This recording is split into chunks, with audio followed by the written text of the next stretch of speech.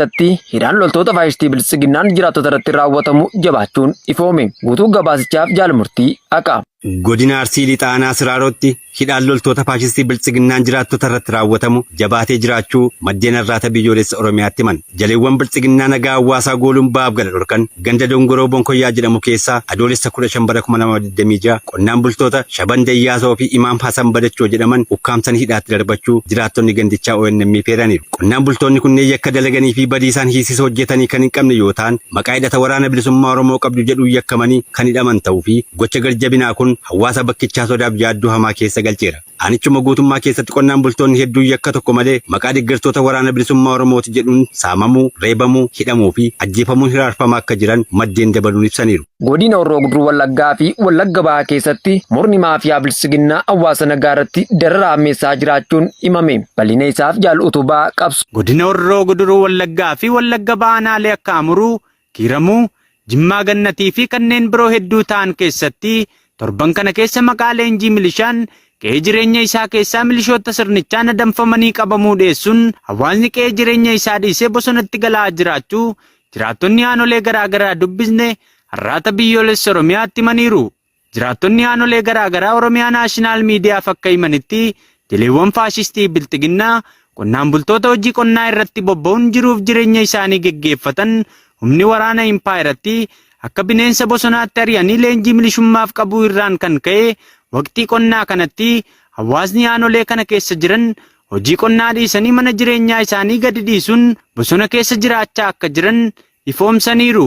Murni kaadirootaa fi waraana bilisiginnaa sirna lablummaa fi kashlabbummaa leenjisee hawaasa Oromoo irratti bobbaasee gaaffii tokko malee godinaalee Oromiyaa mara keessatti maqaa leenjii milishaa jedhuun qonnaan bultoota qe'ee jireenyaa isaanii irraa buqqisaa dirree waraanaa fedhii isaanii hin taane maqaa biyya dhiiga isaanii dhugdeen ijaaramte kanaaf ammoo akka ilmoo bineensaatti ari'uun ilmaan hojjetanii of jiraachisuu hin dandeenye daandii gubbaatti gatuun dirree lolaatti humna waraanaa isaatti dhimma ba'anii guuraa jiraachuu isaa gochaa ifa galaa qaamni kam ijaan ilaalee ragaa ba'u ta'uun isaa beekamaadha. Aanaa Dibaat keessatti finxaaleeyyiin Amaaraa quba qabeenya bilisiginnaan ijaaraman qonnaan bulaa Oromoo tokko haala suukanneessaa ta'een ajjeesuun dhaga'ame. Gabaasa qindaa'eef jaal urgufaa diina.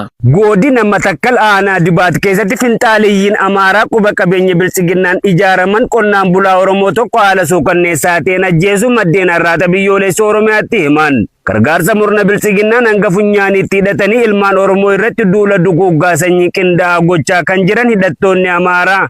Jiraataa ganda Caalliyaa qonnaan bulaa obbo Haabtaamuu adoolessa 15 bara 2026 haala suukanneessaa gurraan dhaga'uufillee namatti hin tolleen ajjeesuun ifoomeera. Qonnaan bulaan kun abbaa maatii kan ta'ee fi deeggaraa qaama siyaasa kamiyyuu kan hin taane gara jabeeyyiin dhiiga ilmaan namaa hin qabne kunneen rasaasa 5 roobsanii ajjeesuun reeffa isaa qottoon gargar akka kukkutan maddeen itti dhiyeenyaan beekan eeraniiru. Hidhattoonni Amaaraa maqaa faannoo jedhu moggaafachuun murnoota bilisiginnaa hunda firoonfatanii ummata meeshaa maleessa nagaa qe'ee isaa irra jiraatu ilmaan Oromoo irratti gochoota gara jabinaa ulfaataa raawwachaa jiraachuun isaanii ni beekama.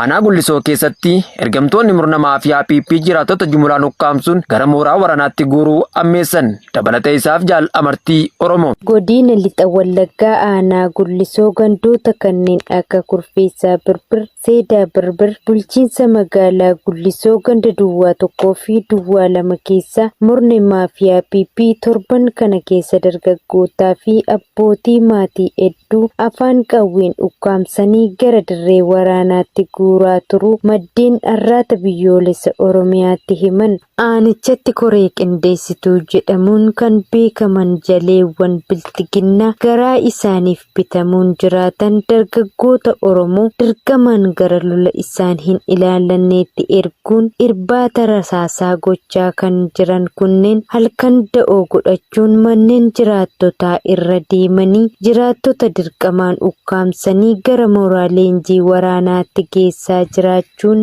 ifoomeera. Shirri isaan kallattii fi alkallattiin shiran sodaa jikuu impaayiraa furuu dadhabuun xiqqaa fi guddaa Oromoo safiiffata malee qabuun akka Oromoon lafee cabsee impaayira utubuuf dhiibbaa ergamtoonni faashistii PP raawwachaa turanis ta'e itti jiran waan yaraatti seeneffamee dhumu miti. Impaayera Itoophiyaa bututee jiguuf jettu ol qabee bayyanachiisuuf jecha bilxiginnaan jiraattota dirqamaan ukkaamsuun gara dirree waraanaatti erguun haadha hiyyeessaa qara ilaalchisaa jiraachuun haqa mul'atudha. Asarkaa keessatti jaleewwan murna bilisiginnaa qonnaan bultoota saamuu fi doorsisuu ammissanii jiraachuun ifoome. Guutuu gabaasichaaf Jaalheeraan Gameessaa. Godina Arsii Aanaa Sirkaa keessatti waraanni bilxiginnaa qonnaan bultoota saamuu fi doorsisuu hammeessanii jiraachuu maddeen itti dhiyeenyaan beekan arraata biyyoolessa Oromiyaaf addeessan. Saamicha hawaasa irratti raawwachuun dantaa dhuunfaa isaanii kan guuttatan loltoonni bilxiginnaa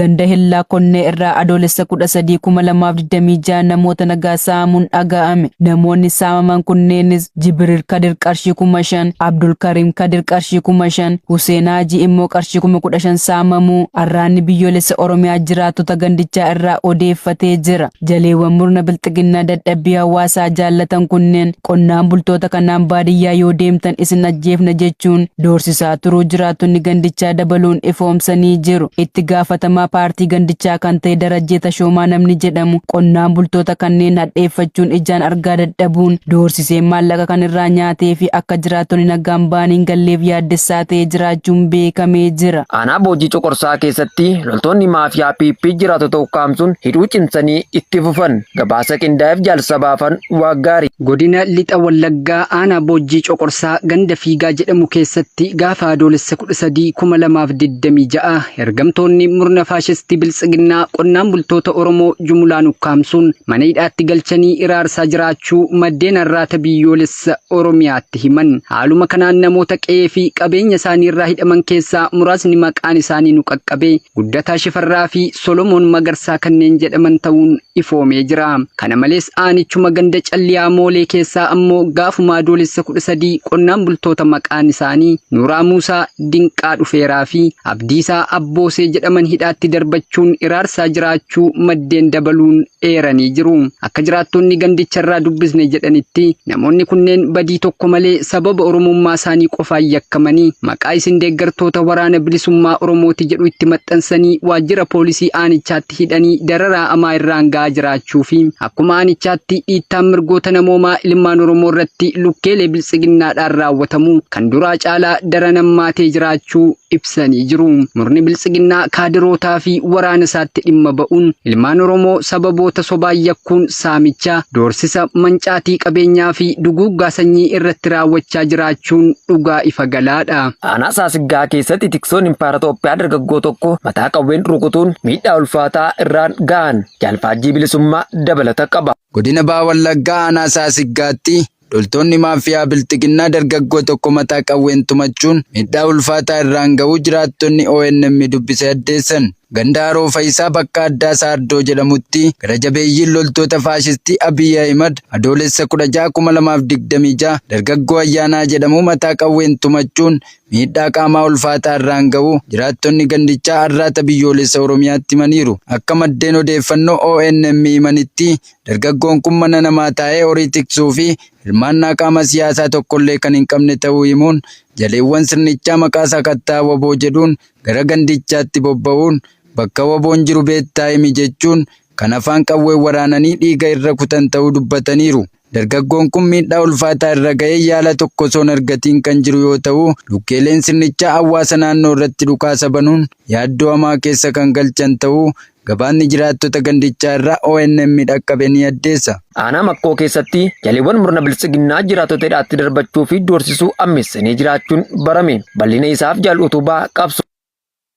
Godina Buunoo Beddellee Aanaa Makkoo keessatti jaleewwan murna biltsiginnaa jiraattota hidhaatti darbachuu fi raarsuu ammeessanii jiraachuu maddeen odeeffannoo ONM gabaasan.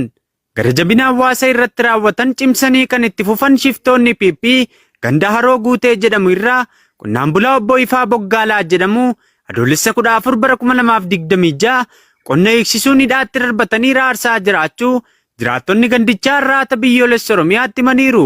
Akka maddeen himanitti qonnaan bulaan kun hirmaannaa qaama siyaasaa kamiyyuu kan hin qabne ta'uu himuun jaleewwan sirnichaa hidhaatti darbachuun milishaa taata jedhanii dararaa jiraachuu jiraattonni gandichaa dabaluun ibsaniiru. Jala deemtonni biltsiginnaa dafqa qonnaan bultootaatti akkuma argan taphachuun garaa qabbaneeffachuu kan baran maqaa galma gandaa ijaarra jedhuun jiraattonni akka mukaa fi maallaqa fidaniif adoolessa 17 bara 2026tti walgahii waamanii kan jiran ta'uun barameera. Haleellaa Ameerikaan bu'uuraalee misoomaa Iraan irratti raawwatteen namoonni hedduun yoo du'an Teheraan aaloboof michoota Ameerikaa galoo galaanaa irratti xiyyeeffatte. Gabaasni guutuun akka itti aanutti isiniif dhiyaata. Ameerikaan haleellaa aaraa Iraan irratti raawwattee rikichaa fi bu'uuraalee geejjibaa kanneen xiyyeeffannoo keessa jiran keessaa taasifte yoo xiqqate namoonni 7 du'uu fi hedduun madaa'uun yoo himamu Teheraan deebii kenneen michoota Ameerikaa galoo galaanaa keessa jiran irratti haleellaa raawwatteetti. Lolli kamisa galgala irra deebiin ka'e kun kan ka'e waliigaltee duraa kan wal dhabdee kana xumuruuf kaayyeeffatee ergaa mallattaa'ee ji'a tokko booda jimaata irraa ganama ajajni giddugaleessa Ameerikaa yookaan Seentiikoom haleellaa aaraa dandeettii waraanaa Iraan daran gadi buusuuf raawwatu xumuruu isaa beekseera. Kunis halkan ja'affaaf haleellaa waraana Ameerikaa walitti aansuun raawwatamedha. Miidiyaaleen mootummaa Iraan haleellaa Ameerikaan riqicha lamaa buufata baaburaa fi buufata xiyyaaraa kutaa kibba biyyattii naannoo qarqara galaanaa tarsimoo dhangala'aa boba'aa fi gaazii addunyaatiif murteessaa ta'e irratti raawwattee gabaaseera. Haleellaa Ameerikaa kanaan yoo xiqqate namoonni 7 ajjeefamu TV'n mootummaa beekseera. Miidiyaaleen biyya keessaa Teheraan kanaan dura magaalaa dhiyaa Bushheer mana warshaa niwukilaaraa siifilii Iraan tokkicha qabdu keessatti dho'insi 2 akka weerara Ameerikaan itti fufee gabaasan. Teheraan kanaan dura pirezidaantiin Ameerikaa Doonaald Tiraampii warshaalee humna elektirikaa fi riqicha Iraan haleeluu yoo hordofan bu'uuraalee misoomaa guutuu naannichaa irratti akka xiyyeeffattu akeekkachiiftee turte. White House dippiloomaasiidhaaf banaa kan jedhe ta'us eegdonni warraaqsaa Iraan gama isaaniin kamisa kaleessaa akka jiranitti haleellaan Ameerikaa naannoo hospitaalaa kaansarii daa'immanii naannoo Ahvaaz kibba dhiyaatti raawwatamee jedhanii ibsaniif deebii kennuudhaan buufata xiyyaaraa Ameerikaa Joordaan jiru misaa'ila baalastikiin rukutaniiru. Waboon zoonii kibba bahaa Oromiyaa aanaa Qoree Asakoo fi magaalaa Adaamaa keessatti diina haleeluu beeksise. Reef gaachanni saba cunqurfamaa Oromoo waboon zoonii kibba bahaa Oromiyaa adoolessa 15 2026 godina Arsii Lixaa aanaa Qoree ganda Bataa Wanxaashaa bakka addaa Qumbii jedhamu keessatti loltoota murna garboonfataa PP irratti fudhateen injifannoo galmeessuu beeksise. Haleellaa rifaasisaa diina irratti fudhate kanaan battalatti 3 akka deebi'uu hin dandeenyetti ol erguun 7 mada ulfaataa dandammii hin qabneen adabuun kan irraa hafte ari'uun of duuba deebisee jira. Ittuma fufuun irreen saba bal'aa waboon aanaa Asakoo keessatti diina haleeluu beeksise. Abdiif wanteen sabaa waboon zoonii kibba bahaa Oromiyaa godina Arsii bahaa aanaa Asakoo ganda Haroo Alee iddoo addaa Laaftoo jedhamtu keessatti adoolessa 13 2026 halkan irraa mooraa diinni yeroo dheeraaf keessa qubattee hawaasa nagaa iraarsaa turtetti seenee haleeluun loltoota 3 irraa ajjeesee 8 madeessuun mooricha keessaa ari'ee baasuun moonaa ishee ibiddaan gubee barbadeessuu beeksiseera. Gama meeshaatiin qawwee boodatti hafaa rasaasa hidhannoo fi qophiilee waraanaa hedduu irraa hiikuun galii moonaa qabsoo bilisummaa Oromoof godhee jira. Ittuma fufuun of kennitoonni kaayyoo haqaa waraanni bilisummaa Oromoo adoolessa 14 2026 loltoota bilxiginnaa maqaa sakattaa waboo jedhuun aanicha irraa humna guddaa wal guurtee socho'aa turte ganda dirree Odaa iddoo addaa Odaa 3 jedhamutti tarkaanfii irratti fudhateen loltoota 5 irraa ajjeesee 3 madeessuun kanneen irraa hafte ari'ee of booda deebisee jira. Tarkaanfii abdiin saba Oromoo tiksitoota barcuma aangoo Abiy Ahmed tiksan irratti fudhatu ittuma fufuun waboon magaalaa Adaamaa keessatti waraana PP adabee jiraachuu ibse. Reef gaachanni uummata Oromoo waboon tarkaanfii laalessaa waraana faashistii PP irratti fudhachuutti fufuun kaleessa adoolessa 16 2026 galgala toora sa'aatii 2 irratti waboon zoonii Arsadee Bahaa Shaggar magaalaa Adaamaa ganda Duwwaa 3 bakka buufata baaburaatti bobbaatee jirtu irratti fudhateen humna diinaa du'aa madoon adabee jira. Tarkaanfii kanaanis humna waraana PP irraa 3 ajjeesuun 6 madeessuun injifannoo boonsaa galmeessee jira. Tarkaanfii gooticha abdii saba cunqurfamaa Oromoo ergamtoota murna gabroonfataa irratti fudhatu daran jabaatee itti fufaa injifannoon uummata Oromoo.